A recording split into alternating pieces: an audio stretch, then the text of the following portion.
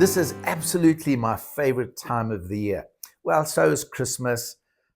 It's also a really great time. But we had a wonderful time on what is called Good Friday. It's the day of the good news that Jesus Christ died for us. But of course, we anticipate Easter Sunday or Passover Sunday or Resurrection Sunday. See, the resurrection is more than just an empty tomb.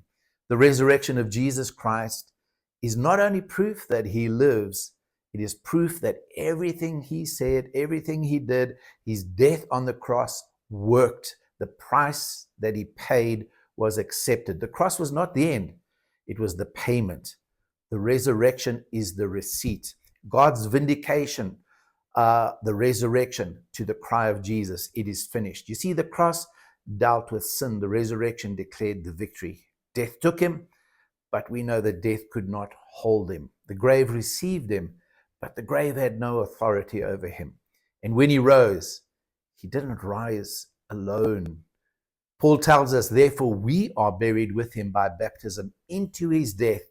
For if we have been planted together in the likeness of his death, we shall also be planted together into the likeness of his resurrection. So when he rose, we rose. Those of us who have received him, who believe in his name, we rose with him. It's not just poetry, it's participation. Because we were not just forgiven at the cross, we were raised with him into a new life, a new nature, a new identity.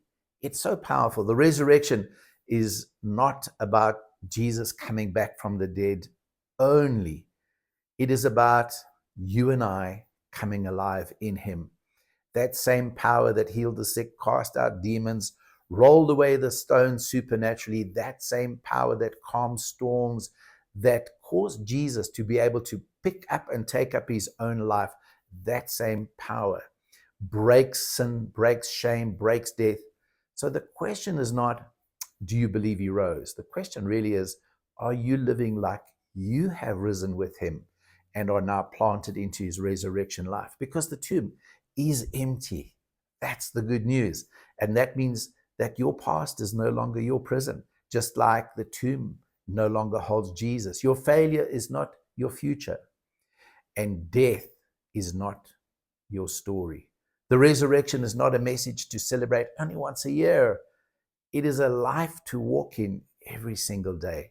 Listen to what the Apostle Paul says, and just using the King James old-fashioned language. Blessed be the God and Father of our Lord Jesus Christ, which according to his abundant mercy has begotten us, caused us to be born again into a lively hope by the resurrection of Jesus Christ from the dead.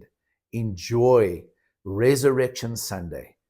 Be blessed as you are renewed in the reality of the resurrection.